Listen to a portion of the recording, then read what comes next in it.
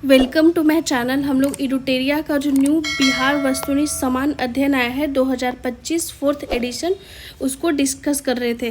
तो इसमें total 53 practice set है, जिसका हम लोग आज सेट नंबर 16 डिस्कस करेंगे। तो 1 से लेकर 15 तक सेट डिस्कस हो चुका है, तो आप वीडियो को चैनल पे जाके देख सकते हैं। इस तरीके से चलिए स्टार्ट करते हैं आज का डिस्कशन सेट नंबर 16। तो पहला क्वेश्चन है कि बिहार में स्थित कौन सा महाजनपद 8 राज्यों का एक संघ था।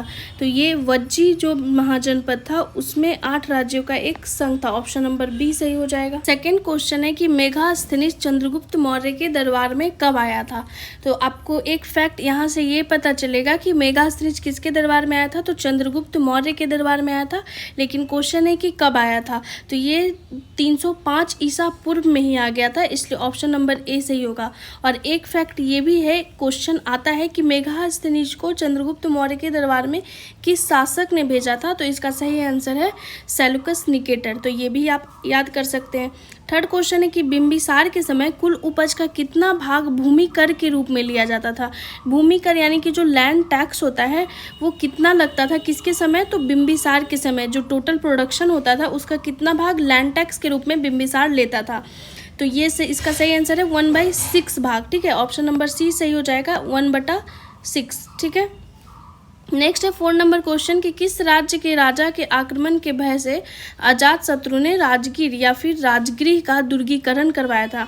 मतलब अजातशत्रु को भय था कि उसका जो राजगीर अपनी राजधानी बनाया था उसका फोर्टिफिकेशन करवाया था। तो किस राजा के आक्रमण के डर से ये काम किया था अजातशत्रु, तो वो अवंती के राजा के डर से ये काम किया था, जो कि मालवा उस समय मालवा का जो एरिया था वो अवंती का राजा के डर से ही अजातशत्रु फोर्टिफिकेशन करवा लिया था राजगीर का। नेक्स्ट है 5वां नंबर क्वेश्चन कि मगध साम्राज्य में कलिंग का विलय सर्वप्रथम किस शासक ने किया। मतलब कौन मगध साम्राज्य का राजा था जो कलिंग को अपने में मिला लिया था, विलय कर लिया था उसका, तो वो महापद्मनंद। ऑप्शन नंबर ए सही हो जाएगा, महापद्मनंद जो था कलिंग का विलय सबसे पहले किया था। नेक्स्ट है 6ठा नंबर क्वेश्चन कि चीनी बौद्ध यात्री फाहियान कितने समय तक पाटलिपुत्र में रहा था। तो जो फाहियान आया था वो कितने साल तक रहा था पाटलिपुत्र में, तो वो टोटल 3 साल तक पाटलिपुत्र में रहा था, इसलिए ऑप्शन नंबर ए सही हो जाएगा। 3 वर्ष तक फाहियान पाटलिपुत्र में रहा था। नेक्स्ट है 7वां नंबर क्वेश्चन कि तिरहुत क्षेत्र में फिरोज तुगलक ने किस वंश का शासन आरंभ करवाया था। तो यहाँ पे फैक्ट याद करिए कि जो फिरोज तुगलक था वो किस क्षेत्र में उस शासन का आरंभ करवाया था, तो तिरहुत क्षेत्र में। और क्वेश्चन है किस वंश का, तो वो वैनवार वंश का स्थापना करवाया था या फिर आरंभ करवाया था। ऑप्शन नंबर सी सही हो जाएगा, वैनवार वंश की स्थापना फिरोज तुगलक ने आरंभ करवाया था। ठीक है, तिरहुत वाले क्षेत्र में। नेक्स्ट है 8वां नंबर क्वेश्चन कि अकबर द्वारा संपूर्ण बिहार पर नियंत्रण कर लेने के पश्चात प्रशासनिक सुविधा की दृष्टि से बिहार को कितने परगनों में बांटा था। तो ये टोटल 199 परगनों में बांटा गया था जब अकबर है संपूर्ण बिहार पे अपना नियंत्रण ले लिया था। तो ऑप्शन नंबर बी सही हो जाएगा, 199 199, ऑप्शन नंबर बी। नेक्स्ट है 9वां नंबर क्वेश्चन कि कंपनी सरकार के कार्यकाल में किस वर्ष बिहार में भीषण अकाल पड़ा था। मतलब जब ईस्ट इंडिया कंपनी रूल कर रही थी तो उसके कार्यकाल में किस साल बिहार में बहुत बड़े रूप में भीषण अकाल पड़ा था, ये क्वेश्चन आता है। ठीक है, तो 1770 ईस्वी का बात है जब बिहार में बहुत ही बड़े लेवल पे अकाल पड़ा था। तो ऑप्शन नंबर सी सही हो जाएगा 9 नंबर का। नेक्स्ट है 10वां नंबर क्वेश्चन कि वीर कुंवर सिंह की मृत्यु कब हुई थी। तो ये भी एग्जाम में पूछ लिया जाता है। ठीक है, वीर कुंवर सिंह से क्वेश्चन आता ही आता है एग्जाम में। तो ऑप्शन नंबर सी सही हो जाएगा, 26 अप्रैल 1858 ईस्वी को वीर कुंवर सिंह शहीद हो गए थे। तो ये डेट आप एकदम एग्जैक्ट याद रखिएगा। नेक्स्ट है 11 नंबर क्वेश्चन कि बिरसा मुंडा के गुरु कौन थे। ठीक है, ये भी क्वेश्चन एग्जाम में पूछा जाता है। तो बिरसा मुंडा के जो गुरु थे वो थे आनंद पांडे। तो ऑप्शन नंबर बी सही हो जाएगा, आनंद पांडे। ठीक है, नेक्स्ट क्वेश्चन है 12 नंबर क्वेश्चन कि पटना में रामकृष्ण सोसाइटी की स्थापना किसने की थी। ये भी इंपॉर्टेंट क्वेश्चन है, रामकृष्ण सोसाइटी से बीपीएससी क्वेश्चन हमेशा पूछा है। तो इसकी स्थापना कहाँ हुई थी, ये फैक्ट याद रखिए कि पटना में हुई थी। लेकिन किसने की थी, तो बाबाजी ठाकुर दास के द्वारा रामकृष्ण सोसाइटी की स्थापना की गई थी, इसलिए ऑप्शन नंबर ए सही हो जाएगा, बाबाजी ठाकुर दास। दास। ठीक है, नेक्स्ट है 13 नंबर क्वेश्चन कि सतयुग नामक पत्रिका के संपादक कौन थे, मतलब कौन थे जो सतयुग नामक मैगजीन को संपादित किए थे। तो इसका सही आंसर हो जाएगा पुरुषोत्तम नारायण नंदा के द्वारा सतयुग नामक पत्रिका का संपादन किया गया था। ऑप्शन नंबर सी सही हो जाएगा। नेक्स्ट है 14 नंबर क्वेश्चन कि भागलपुर में आयोजित बिहार प्रांतीय सम्मेलन के दूसरे अधिवेशन की अध्यक्षता किसने की थी। तो आपको यहाँ पे फैक्ट याद रखना है कि जो बिहार प्रांतीय सम्मेलन हुआ था उसका दूसरा अधिवेशन कहाँ हुआ था, भागलपुर में हुआ था। ठीक है, तो भागलपुर में अध्यक्षता कौन किए थे, ये क्वेश्चन है। तो सच्चिदानंद सिन्हा, ऑप्शन नंबर बी सच्चिदानंद सिन्हा आंसर हो जाएगा। नेक्स्ट है 15 नंबर क्वेश्चन कि निम्नलिखित में से किसने संथाल विद्रोह का नेतृत्व किया था। तो संथाल विद्रोह भी इंपॉर्टेंट है एग्जामिनेशन के लिए। तो संथाल विद्रोह का जो नेतृत्व था वो सिद्धू और कान्हू के द्वारा किया गया था। ये दोनों भाई थे। ठीक है, तो ऑप्शन नंबर ए सही हो जाएगा, सिद्धू और कान्हू के द्वारा। नेक्स्ट है 16 नंबर क्वेश्चन कि प्रथम स्वतंत्रता संग्राम में बिहार का नेतृत्व करने वाला नेता कौन था। तो प्रथम स्वतंत्रता संग्राम यानी कि 1857 की क्रांति का बात हो रहा है। तो 1857 की क्रांति में बिहार का नेतृत्व करने वाले नेता कौन थे, अगर ऐसे भी क्वेश्चन आ जाए तो इसका सही आंसर दोनों का होगा कुंवर सिंह। कुंवर सिंह ही जो थे वो बिहार का नेतृत्व किए थे 1857 की क्रांति में।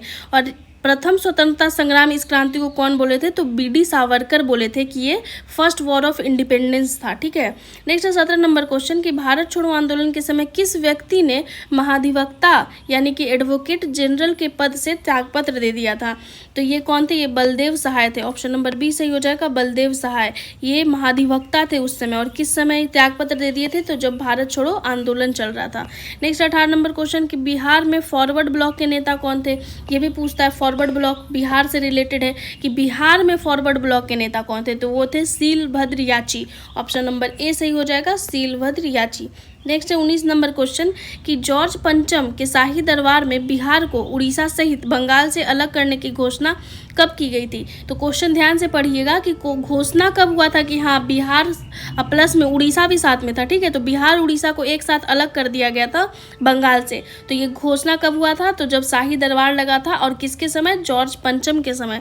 तो पूछ रहा है कि ये घोषणा का डेट एग्जैक्ट बताइए। तो ये 12 दिसंबर 1911 में हुआ था, इसलिए ऑप्शन नंबर बी सही हो जाएगा। एकदम एग्जैक्ट आपको डेट याद करना पड़ेगा, 12 दिसंबर 1911। ठीक है, नेक्स्ट है 20 नंबर क्वेश्चन कि बिहार के किस उपराज्यपाल को महेश नारायण ने 1894 में बिहार को बंगाल से अलग करने का ज्ञापन दिया था। मतलब जब महेश नारायण 1894 ईस्वी में ही बिहार को बंगाल से अलग करने का बात किए थे, तो उस समय बिहार का कौन सा उपराज्यपाल को अपना इस तरीके का ज्ञापन दिए थे, तो उस समय जो उपराज्यपाल था वो था जॉन मार्शल। ठीक है, तो 20 का सही आंसर क्या हो जाएगा, option number C John Marshall. ठीक है, नेक्स्ट है 21 नंबर क्वेश्चन कि बिहार के किस जिले में होम रूल का प्रचार नहीं हुआ था। क्वेश्चन ध्यान से पढ़ना है कि नहीं हुआ था, किस जिले में नहीं हुआ था, तो ये चंपारण जिले में नहीं हुआ था, इसलिए ऑप्शन नंबर ए सही हो जाएगा, चंपारण। चंपारण में होम रूल का प्रचार नहीं हुआ था। ठीक है, नेक्स्ट है 22 नंबर क्वेश्चन कि 1857 में चंपारण के विद्रोहियों ने किस अंग्रेज अधिकारी की हत्या की थी, तो वो मेजर होम्स का हत्या हो गया था, इसलिए ऑप्शन नंबर बी सही हो जाएगा। चंपारण के विद्रोहियों के द्वारा 1857 में मेजर होम्स की हत्या कर दी गई थी। ठीक है, नेक्स्ट है 23 नंबर क्वेश्चन की पटना विश्वविद्यालय की स्थापना किस वर्ष की गई थी। पटना यूनिवर्सिटी से क्वेश्चन एक बार आ चुका है, तो आप याद रखिए कि कब हुआ था पटना यूनिवर्सिटी का स्थापना, तो 1917 ईस्वी में ही हो गया था, इसलिए ऑप्शन नंबर डी सही हो जाएगा, 1917। ठीक है, नेक्स्ट है 24 नंबर क्वेश्चन कि लोटा विद्रोह किस जिले में हुआ था, ये भी क्वेश्चन आया हुआ है एग्जाम में। तो लोटा विद्रोह मुजफ्फरपुर से रिलेटेड है, मुजफ्फरपुर में ही लोटा विद्रोह हुआ था, इसलिए ऑप्शन नंबर सी सही हो जाएगा, मुजफ्फरपुर। ठीक है, नेक्स्ट है 25 नंबर क्वेश्चन कि अंग महाजनपद की राजधानी थी, ये भी बीपीएससी क्वेश्चन पूछ चुका है। ठीक है, आपको पता है कि बिहार में टोटल 3 महाजनपद पाया जाता है, एक था मगध, दूसरा अंग और तीसरा वज्जी। तो उसमें से एक का राजधानी पूछ दिया है कि अंग महाजनपद की राजधानी कहाँ थी, तो वो चंपा थी, इसलिए ऑप्शन नंबर ए सही हो जाएगा, चंपा। ठीक है, नेक्स्ट है 26 नंबर क्वेश्चन कि पंत वन्य जीव अभयारण्य स्थित है, तो पंत वन्य जीव अभयारण्य कहाँ स्थित है, तो ये नालंदा में स्थित है। ठीक है, ऑप्शन नंबर बी सही हो जाएगा, नालंदा। नेक्स्ट है 27 नंबर क्वेश्चन कि बिहार में लाल बलुई मिट्टी का सर्वाधिक विस्तार किस भाग में पाया जाता है? तो बिहार में सबसे ज़्यादा जो लाल बलुई मिट्टी है वो कैमूर के पठारी भाग में पाया जाता है, इसलिए ऑप्शन नंबर ए सही हो जाएगा। कैमूर के पठारी भाग में सबसे ज़्यादा लाल बलुई मिट्टी का विस्तार है। नेक्स्ट 28 नंबर क्वेश्चन कि निम्नलिखित में से कौन सा अधिकार राज्यपाल को प्राप्त है? तो राज्यपाल को वित्त संबंधी भी अधिकार प्राप्त है, न्याय संबंधी भी अधिकार प्राप्त है, कार्यपालिका संबंधी भी अधिकार प्राप्त है। तीनों ऑप्शन सही है, इसलिए ऑप्शन नंबर डी सही हो जाएगा। उपयुक्त में से एक से अधिक, ये सारे अधिकार राज्यपाल को प्राप्त है। ठीक है। नेक्स्ट 29 नंबर क्वेश्चन कि संविधान के किस अनुच्छेद के तहत राज्यपाल किसी विधेयक को राष्ट्रपति हेतु आरक्षित रख सकते हैं? आपको पता है कि राज्यपाल के पास ये अधिकार है कि वो किसी भी बिल को रिजर्व कर सकते हैं प्रेसिडेंट के लिए। ठीक है, कि हाँ प्रेसिडेंट के पास वो बिल जाएगा। तो ये जो अधिकार है राज्यपाल के पास वो किस आर्टिकल में मेंशन है, ये क्वेश्चन पूछा गया है। तो ये आर्टिकल 201 के तहत वो राष्ट्रपति के लिए आरक्षित रख सकते हैं किसी भी बिल को। ठीक है। नेक्स्ट है 30 नंबर क्वेश्चन कि निम्नलिखित में से कौन सी मिट्टी दक्षिण बिहार में पाई जाती है? ठीक है, दक्षिण बिहार। अगर रफली हम यहाँ पे बिहार का मैप ड्रॉ करते हैं, ठीक है, अगर ये बिहार यहाँ पे ऐसे ड्रॉ किए और यहाँ पे गंगा नदी फ्लो की, तो ये हो जाता है नॉर्थ बिहार, ये हो जाता है साउथ बिहार। तो कह रहा है इस साउथ बिहार में कौन सी मिट्टी पाई जाती है? तो टाल मिट्टी पाई जाती है, जो कि गंगा के किनारे किनारे मिट्टी जो पाई जाती है ना गंगा के किनारे, वो टाल मिट्टी कहलाती है। पुरानी जलोढ़ मिट्टी भी साउथ बिहार में पाई जाती है, और केवाल मिट्टी यानी कि करल केवाल इसका पूरा नाम है, तो वो भी मिट्टी साउथ बिहार में ही पाया जाता है, इसलिए ऑप्शन नंबर क्या हो जाएगा? डी सही हो जाएगा। उपयुक्त में से एक से अधिक। ठीक है। नेक्स्ट है आपका 31 नंबर क्वेश्चन कि बिहार में मुख्यतः कितने प्रकार की ऋतु यानी कि मौसम पाई जाती है? तो मुख्यतः बिहार में तीनों तरीके का मौसम पाया जाता है, गर्मी, जाड़ा, बरसात। ठीक है, जो ग्रीष्म हुआ, शीत ऋतु हुआ या फिर उस वर्षा ऋतु हुआ, तीनों तरीके का यहाँ मौसम पाया जाता है बिहार में। नेक्स्ट है 32 नंबर क्वेश्चन कि ग्रीष्म ऋतु की अवधि क्या है? मतलब कब से कब गर्मी पड़ता है यहाँ पर्टिकुलर? तो मार्च से लेकर जून तक का जो अवधि होता है वो ग्रीष्म ऋतु के अंतर्गत आता है। ठीक है। नेक्स्ट है रिहंद निम्नलिखित में से किसकी सहायक नदी है? तो जो रिहंद जो ट्रिब्यूटरी है वो किसकी ट्रिब्यूटरी है? ठीक है, किस नदी की ट्रिब्यूटरी है? वो सोन नदी की। सोन नदी कहाँ प्रवाहित होती है? तो ये साउथ बिहार में प्रवाहित होने वाली नदी है सोन नदी। ठीक है। नेक्स्ट है 34 नंबर क्वेश्चन कि निम्नलिखित में से कौन सी नदी बिहार के सबसे पूर्व में प्रवाहित होती है? सबसे ईस्टर्न जो रिवर है वो कौन सा है? ये क्वेश्चन एग्जाम में पूछता है। तो ये महानंदा नदी है जो बिहार के सबसे पूरब में प्रवाहित होती है। अगर रफली अगर आप यहाँ पे बिहार का मैप ड्रॉ कीजिएगा तो मैप से आपको जल्दी समझ में आ जाएगा। ठीक है, ये बिहार है और यहाँ से गंगा नदी फ्लो करती है, तो यहाँ पे सबसे ईस्टर्न में जो है ना महानंदा नदी फ्लो करती है, तो ये सबसे पूर्वी नदी महानंदा ही है। ठीक है, महानंदा। और एक होता है महानदी नदी। ठीक है, महानदी तो वो उड़ीसा में प्रवाहित होती है, लेकिन बिहार में कौन सा है? महानंदा। ठीक है, कंफ्यूज नहीं होइएगा। नेक्स्ट है 35 नंबर क्वेश्चन कि बिहार लोक सेवा आयोग यानी कि BPSC Bihar public service commission इसका फुल फॉर्म है कि सदस्यों के सेवानिवृत्त होने की मैक्सिमम एज क्या है? तो 62 साल में वो लोग रिटायर हो जाते हैं। मैक्सिमम एज उन लोग का 62 साल होता है BPSC के सदस्यों का। ऑप्शन नंबर बी सही हो जाएगा, 62 वर्ष। ठीक है। नेक्स्ट है 36 नंबर क्वेश्चन कि राज्य की सबसे छोटी प्रशासनिक इकाई मतलब जो एडमिनिस्ट्रेटिव यूनिट होता है किसी भी स्टेट का सबसे छोटा एडमिनिस्ट्रेटिव यूनिट, तो वो ग्राम पंचायत ही होता है। ऑप्शन नंबर सी सही हो जाएगा, ग्राम पंचायत। ठीक है। नेक्स्ट है 37 नंबर क्वेश्चन कि किसकी अनुमति के बिना विधानसभा में धन विधेयक प्रस्तुत नहीं किया जा सकता है? धन विधेयक यानी कि मनी बिल के बारे में यहाँ पे बात हो रहा है कि मनी बिल को लेजिस्लेटिव असेंबली में किसकी अनुमति के बिना आप नहीं प्रेजेंट कर सकते, तो वो है राज्यपाल। राज्यपाल से अनुमति लेना बहुत ही आवश्यक है। ठीक है, इनके अनुमति के बिना, राज्यपाल के अनुमति के बिना धन विधेयक विधानसभा में प्रस्तुत नहीं किया जा सकता है। नेक्स्ट 38 नंबर क्वेश्चन कि बिहार विधानसभा में यानी कि बिहार का जो लेजिस्लेटिव असेंबली है उसमें अनुसूचित जाति यानी कि शेड्यूल कास्ट हेतु आरक्षित सीटों की कुल संख्या है, तो ये टोटल 38 सीट रिजर्व है शेड्यूल कास्ट के लिए। ठीक है, तो ऑप्शन नंबर बी सही हो जाएगा, 38 सीट। नेक्स्ट है 39 नंबर क्वेश्चन कि विधान परिषद के संबंध में कौन सा कथन असत्य है? विधान परिषद का इंग्लिश क्या हो जाएगा? Legislative council. तो लेजिस्लेटिव काउंसिल के बारे में इन चारों ऑप्शन में कौन सा गलत पहचानना है?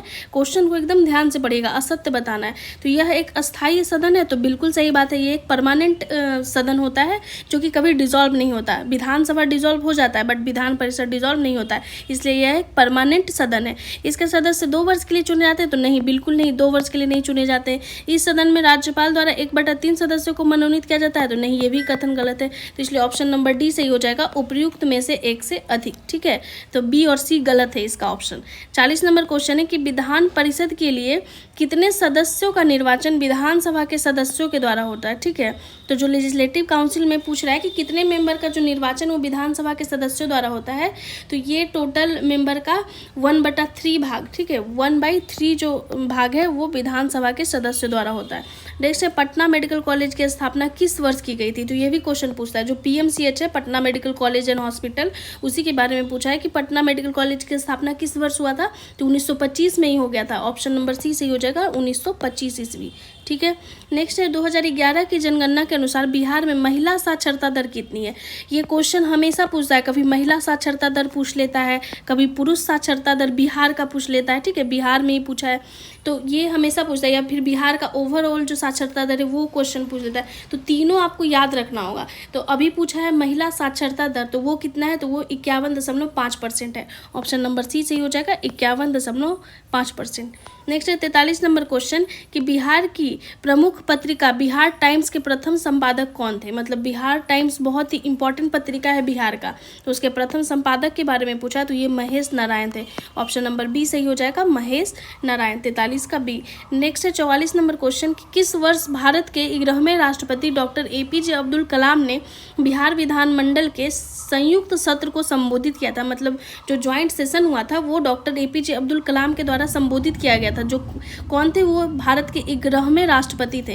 तो ये संबोधन कब किया गया था, तो ये संबोधन 2006 में किया गया था। ऑप्शन नंबर सी सही हो जाएगा, 2006 में ज्वाइंट सेशन को संबोधित किए थे।